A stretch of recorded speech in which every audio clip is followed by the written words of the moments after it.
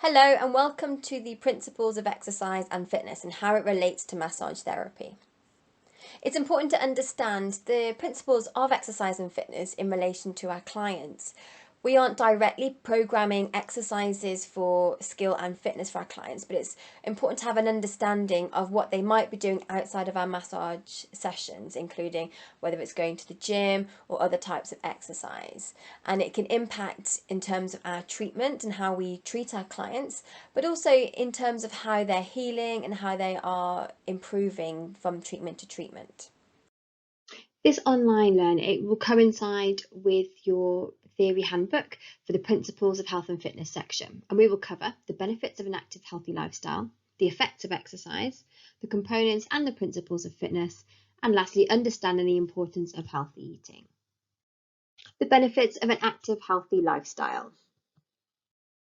As a health and fitness professional, a sports massage therapist should have an understanding of the value of healthy, active lifestyles and how it contributes positively to the well-being of your clients. Consider the importance of regular exercise and physical activity, eating a balanced diet, and avoiding harmful substances.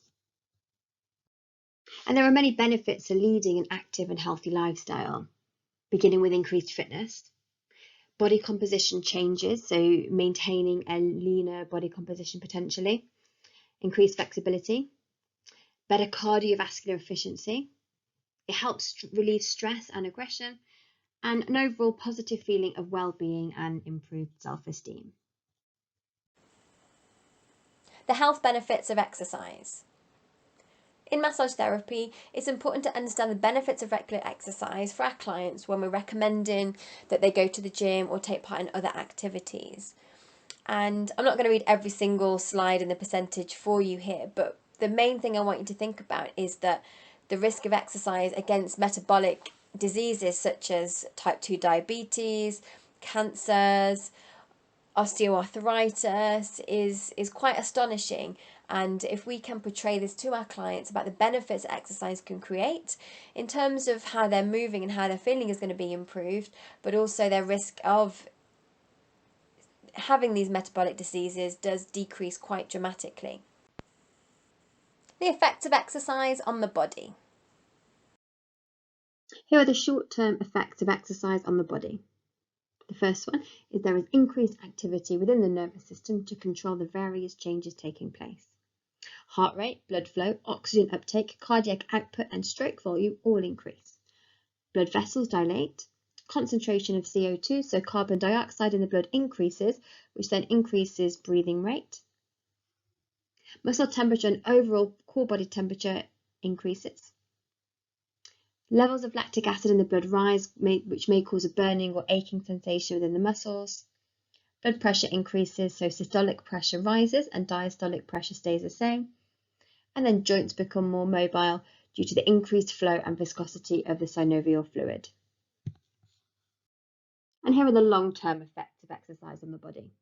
Lungs become more efficient. The left ventricle of the heart increases in volume and its muscular wall becomes stronger. The resting heart rate becomes lower. Arteries and veins become more efficient at delivering oxygen and removing waste. There's an increase in the number of blood capillaries. There is increase in both the blood volume and the number of red blood cells in which oxygen is carried. Fat metabolism is promoted, and the lowering of low density lipoproteins occurs. The blood pooling effect of exercise. During exercise, the heart pumps large amounts of blood to the working muscles to give them oxygen and the nutrients that they need.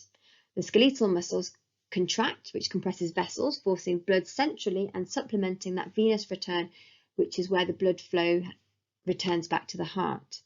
This muscle pumping method of venous return stops after exercise, and blood can then accumulate in the muscles known as blood pooling, which may cause symptoms such as dizziness or fainting. Delayed onset muscle soreness. Delayed onset muscle soreness describes muscle pain, soreness or stiffness that is often felt between 12 and 72 hours after exercise. Some likely causes include beginning a new exercise routine, a change in sports activities, an increase in the duration or intensity of exercise or activity, or activities which include an eccentric training component.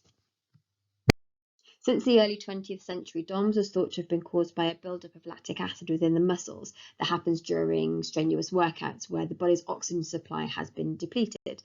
But there's lots more research now that has debunked that myth. Recent research shows that lactic acid is actually used by muscles during extensive exercise when the oxygen supplies are depleted. It's now thought that DOMS is symptomatic of microtrauma within the muscle fibres or connective tissue, which is caused by eccentric loads. So it's a microtrauma rather than an issue with lactic acid. Exercise or other physical stresses outside the normal range of intensity may cause DOMS, and even if you are the most well-conditioned athlete but doing something slightly different or training harder than normal, then that may create that DOMS effect. But as muscles get more familiar with a specific type of stress, they will start to quickly adapt and react less strongly to DOMS. We talk about DOMS a bit later in some of the other learnings, as well as it's really important to know the benefits of massage in relation to DOMS, as well as from a fitness side of things. The components of fitness. There are 5 components of health-related fitness. The first one is cardiovascular fitness, which is how efficiently the cardiovascular system transports oxygen-rich blood to the working muscles and how efficiently the working muscles use this oxygen for movement. The next is muscular strength, the ability of a muscle group to perform a single maximum muscle contraction against a specific resistance. Muscular endurance is the ability of the muscle group to exert submaximal contractile force for an extended period of time without becoming tired. So the difference between those two is 1 rep max would be looking at strength, and muscular endurance would be looking at an increased amount of repetitions. Flexibility, the ability of the muscle to relax, focusing on that range of movement changes. And then body composition, which is the percentage of fat, bone and water and muscle within the human body. The components of skill-related fitness. The first one is agility, which is the ability to change direction quickly. However, it's not just about the speed in which an individual can change direction, it's also about the grace and fluidity of the movement when changing direction. Balance, the ability to evenly distribute weight to remain steady and upright. Coordination is the ability to use different muscle groups together smoothly and effectively to achieve a certain movement. Power is the ability to exert a maximal force in as shortest time as possible. Power is proportional to the speed at which you can apply this maximal force, so they work hand in hand. So that moves into speed, which is the ability to perform a motor skill as quickly as possible. Reaction time, the ability to respond as quickly as possible to a stimulus. Simple reaction time is a time taken between a stimulus and a movement. There are many factors that affect health and skill-related fitness, and these are the main ones. The first one is genetic factors such as body type, lifestyle factors, previous experience, so previous activity or exercise experience, and kinesthetic awareness, so proprioception or coordination. The next slide will focus on the specific factors that can affect overall fitness. There are quite a few factors that can impact the fitness of a person, and we'll discuss some of them in more detail as we go along in the presentation, but here we'll go through some of the major ones that we found. So the first one is age, and we'll discuss this in a little bit more detail, but the older the person gets, it changes the physiology of the body, which can impact on physical fitness, muscular strength, endurance, and the cardiovascular and the respiratory systems. The next is illness and fatigue, and we'll discuss how sleep can affect adrenal fatigue and how that can affect then the body in terms of increasing fitness levels, because often the client will be in that sympathetic nervous system response for a longer period of time. And also illnesses and metabolic conditions such as your diabetes, coronary heart disease, they all impact on a person's physical fitness. The next one is gender and the difference between male and female, and in terms of muscle mass, muscle size, power output, and also the physiology of muscles, so from ATP production and glycogen, and we'll discuss that in the next slide. The next is nutrition, and we cover nutrition a little bit more detail in this presentation, and we also have a full nutrition module on nutrition and healing from Jenny as well, and how poor nutrition can really impact the body from healing, which then results in impact on fitness. In terms of the environmental factors, there are many that we can discuss that can impact a person's physical fitness, from toxins, from external stressors also. Alcohol and smoking. So two things that can really impact on the body's physiology, and we'll discuss those in more details in later slides. The next is body type, and this links in with gender also, and the body fat distribution, the muscle mass distribution can also have an impact on that person's fitness. And then lastly, stress. And we know that stress can impact the whole body in many different ways, and we'll discuss how that can impact fitness later on in the slides. So let's take stress, sleep and environment first of all. So going into stress first. So stress is about how we respond to certain stressors, and there are 6 main different types of external stressors, which include environmental stressors, physical, chemical stressors, thermal stressors, so all those different things that impact our body.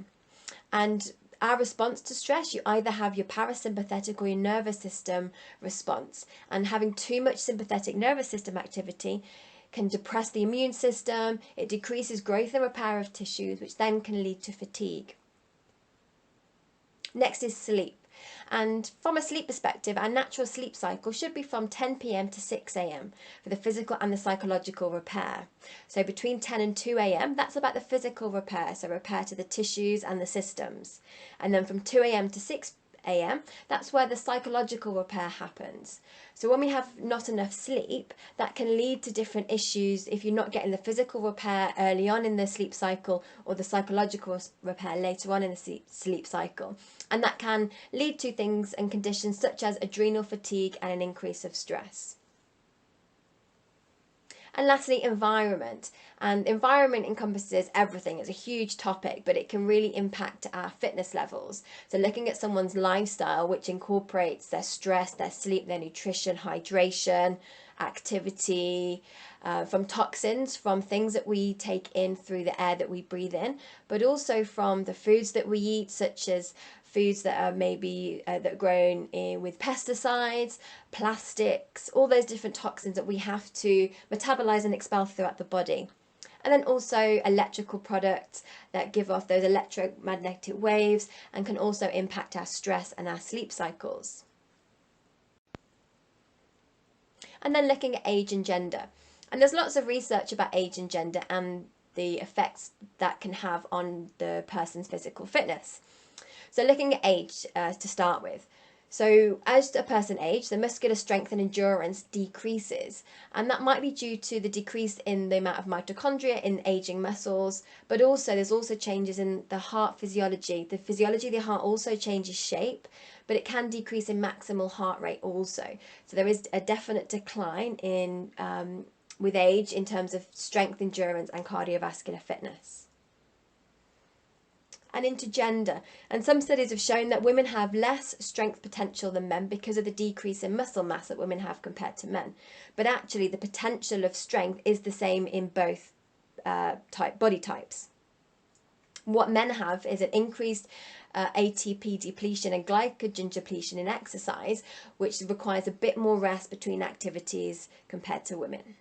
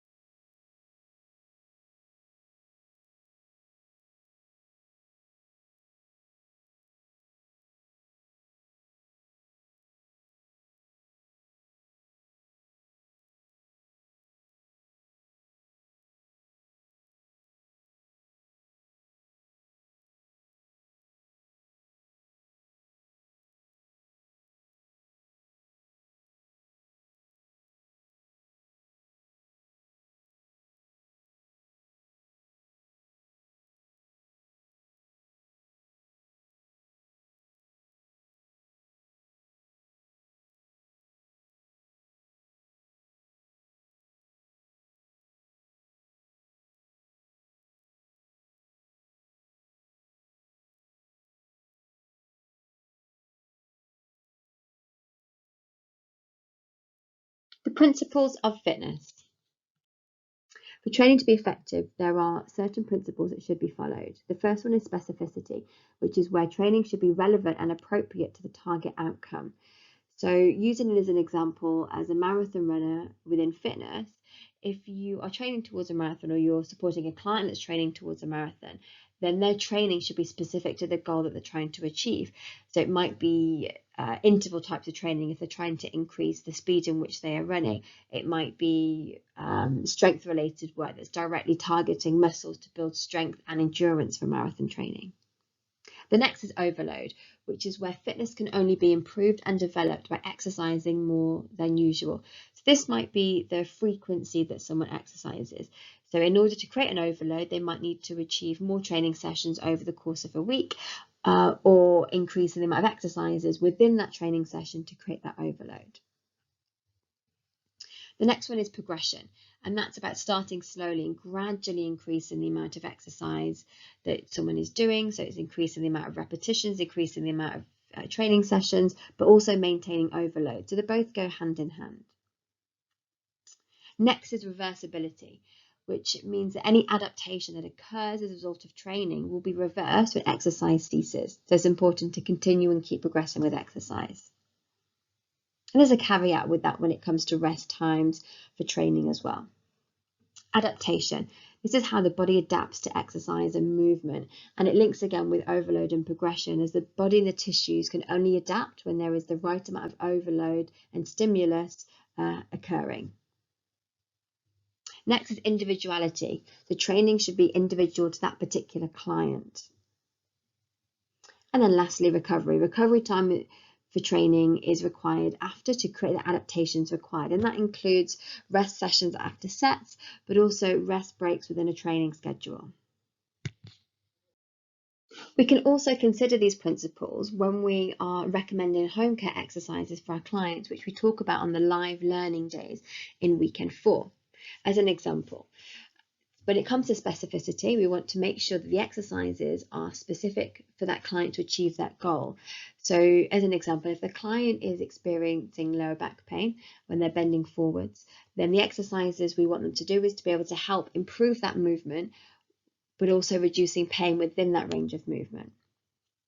Progression and overload. So working with both of those, you want to make sure that you're progressing the exercises regularly over a period of time, but also providing enough stimulus and overload for the tissues. And when it comes to the exercise for home care recommendations in weekend 4, we talk about how to gauge that with when you're working with your clients by using the rate of perceived exertion, which we'll talk about a bit later. Next is reversibility. So when your clients stop doing certain things and avoid certain things, then those adaptations will reduce. Adaptation, again, so we want to provide enough overload and progression with the exercises we're providing for our clients or the home care we're providing to create enough stimuli for that adaptation to take place.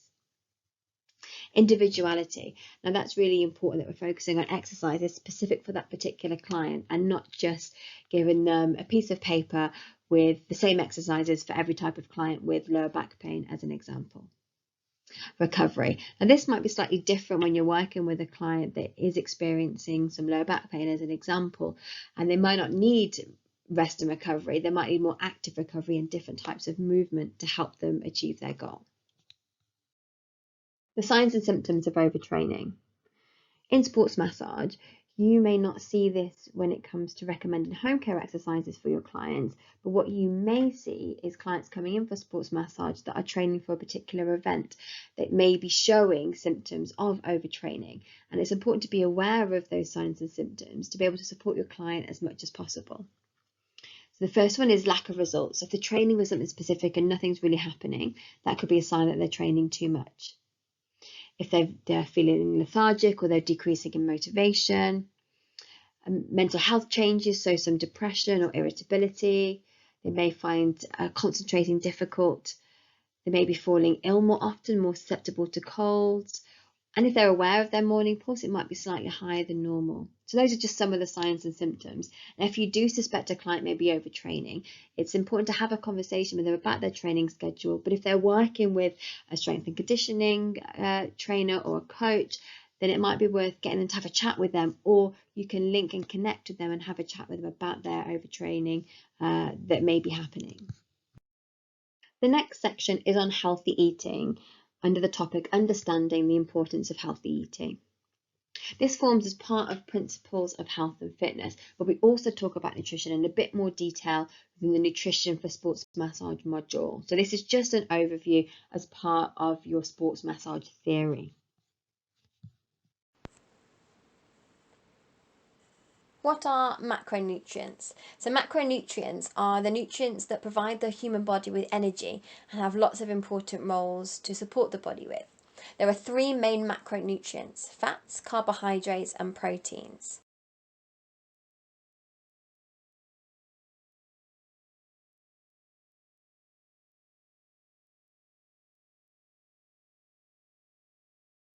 Fat is the source of energy, and when consumed, it breaks down into essential fatty acids. They're used in the body for insulation, protection of vital organs, cell membranes, nerve structures, and also fat-soluble vitamins. And some examples of fats may be avocado and nuts and seeds. Protein. When protein is consumed, it breaks down into amino acids, which are used within the body for cell growth, repair, and also muscle growth.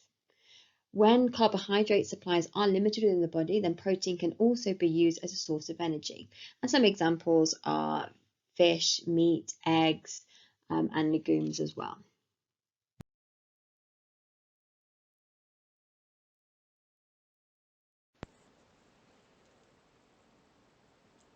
Now we're going to go through just a couple of benefits of each of the macronutrients. So the first is carbohydrates, which is the main energy source fuel to the brain. So it's important that we have carbohydrates in our diet.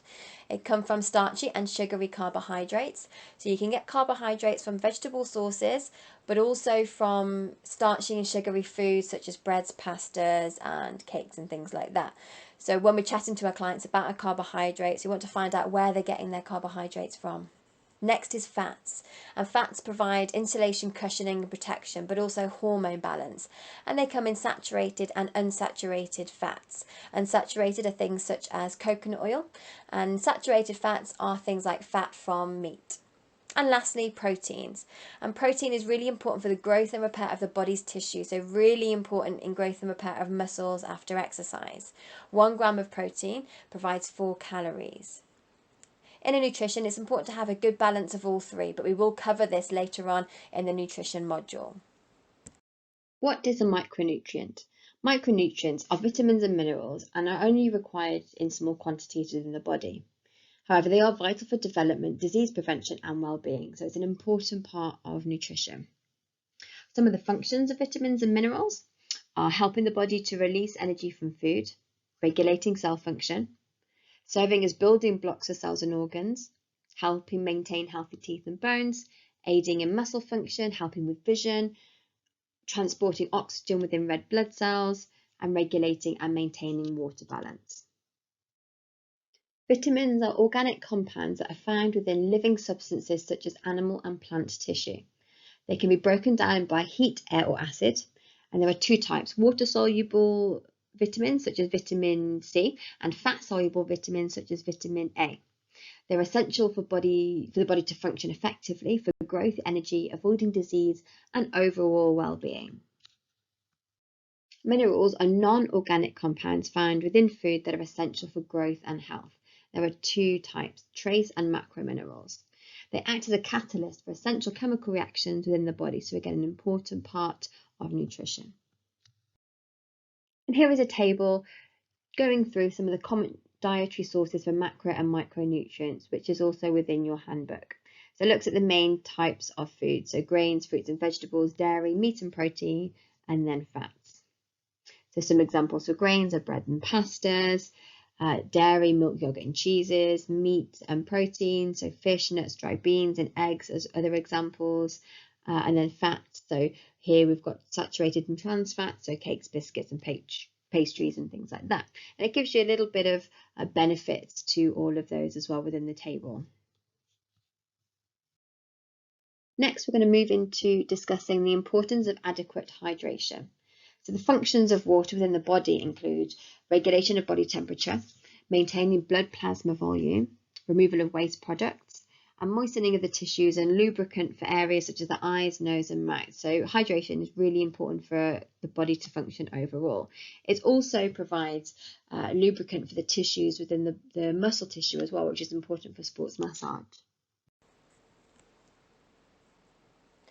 The nutritional impact of water on exercise and the body. So the role of water is really important in the body, as we know that water forms 95% of plasma and 70% of collagen. So we are quite a lot of water. And it's important to have a hydrated body from a tissue perspective, because it means that the tissues of the body can move freely and there's less of that stuckness, dehydrated tissue. But dehydration can lead to symptoms such as thirst, headaches, increased toxicity of the body, and as dehydration increases, it can lead to even greater problems, such as increased blood pressure and also digestive issues. So in terms of our clients, we want to be chatting to them about how much water they're drinking, because this can have an effect on their tissues. These are the current healthy eating guidelines that the government suggests. So first of all is based on meals around starchy foods. Eat plenty of fruits and vegetables. Aim to eat at least 2 portions of fish per week. Reduce saturated fat and sugar intake. Get active and be a healthy weight. Eat less salt. Avoid getting thirsty by drinking plenty of water, and also eat breakfast. So these are the overall healthy eating guidelines that the government recommends. And when it comes to sports massage, we can suggest some of these healthy eating guidelines because they're based on the government information. If you are qualified in nutrition, then your views might be slightly differently on these, and you have more knowledge and experience to be able to communicate this with your client in a bit more detail. But if you don't, then this is a good place to start. The importance of healthy eating in relation to growth, repair and injury. When a client is less active due to an injury, it's still important to eat enough nutritionally balanced food to help growth and repair. And this often is overlooked due to concern about weight gain. And in fact, we need more nutrients and more calories to help when we are experiencing injury recovery.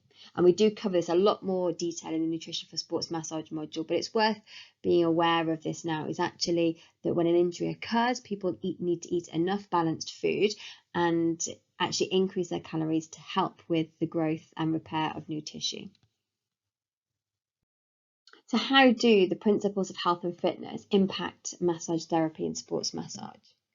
As a massage therapist, we want to help the client as a whole and not just about the muscular and connective tissue systems. So having an understanding of everything is important to really help and support that client. Exercise and nutrition have a huge impact on the body, and this can impact healing and the strength of muscles, which then will impact the benefits of massage. It's really important that we can have conversations about exercise and overall nutrition with your clients. It's also important to recognise professional boundaries and offering healthy eating advice. And if you do not have a recognised nutrition qualification, then you can always refer clients to people that do, or just recommend those healthy eating guidelines. It's important to ask the right questions so you can help provide the client with the right support to make positive changes to movement, health and well-being. And if you aren't able to help them as much as you want to, then you might be able to know someone that may be able to help them further, whether it's a strength and conditioning coach, a nutritionist or a dietitian, as examples.